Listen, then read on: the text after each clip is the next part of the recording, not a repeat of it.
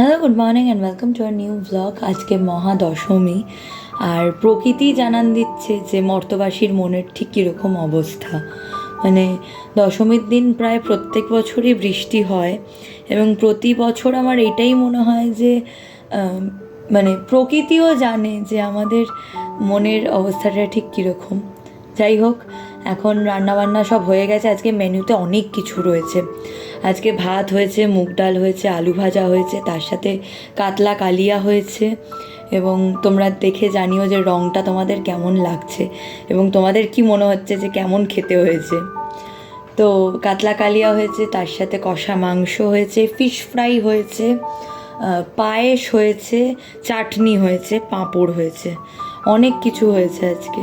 তো আমি এক এক করে সব বেড়ে নিচ্ছি এবং প্যাক করে দেব।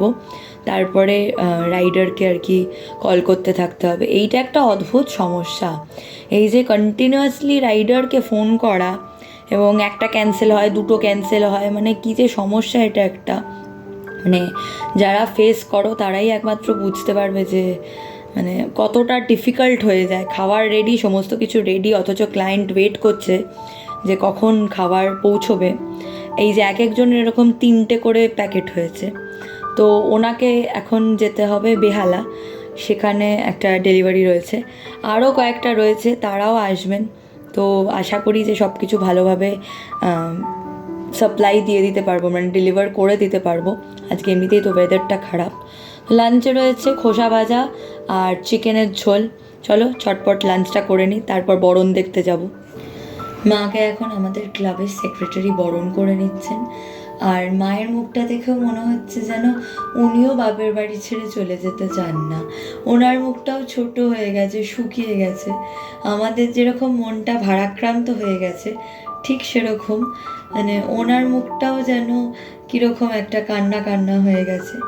যাই হোক, কিছু করার নেই, সত্যের এলাও সহজে। তাই সত্যিটাকে মেনে নিয়ে আমরাও ট্রাকে উঠে পড়েছি। এখন বাবুঘাটের উদ্দেশ্যে রওনা দিয়ে দিয়েছি। সবাইকে টাটা বলে যাচ্ছি আমরা ভাসানে। ভীষণ ভীষণ একটা খারাপ লাগা কাজ করছে। তবে বাবা একটা খুব দারুণ কথা বলেন যে পুরনোকে যদি শেষ করতে না পারো, যদি সেটা শেষ না হয়, তাহলে নতুন কিছুকে তুমি আহ্বান করতে পারবে না। তাই জন্য সেই কথাটা মাথায় রেখে ভাসান দিয়ে এখন ধরেছি বাড়ি ফেরার পথ। আবার একটা নতুন বছর, আবার 1 বছরের অপেক্ষা। আবার মা আসবেন আমি জানি, এবং বছর বছর আমাদের কাছে আসবেন। ভীষণ আনন্দ করে কাটাবো আসছে বছরও, আর আরও জাঁকজমক করে পুজো করতে পারবো। তোমরা বড়রা যারা আমার ব্লগ দেখো, তারা আমাকে এই আশীর্বাদটাই করো, আমাদেরকে এই আশীর্বাদটা করো যেন আমরা সবসময় মাকে এইভাবে আনন্দ করে ভালোবেসে তার ঘরে ফেরাতে পারি প্রত্যেক বছর।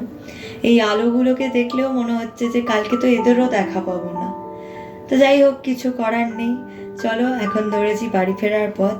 আর সবাইকে জানাই শুভ বিজয়ার আন্তরিক প্রীতি ও শুভেচ্ছা। বড়দেরকে প্রণাম এবং ছোটদেরকে অসংখ্য ভালোবাসা।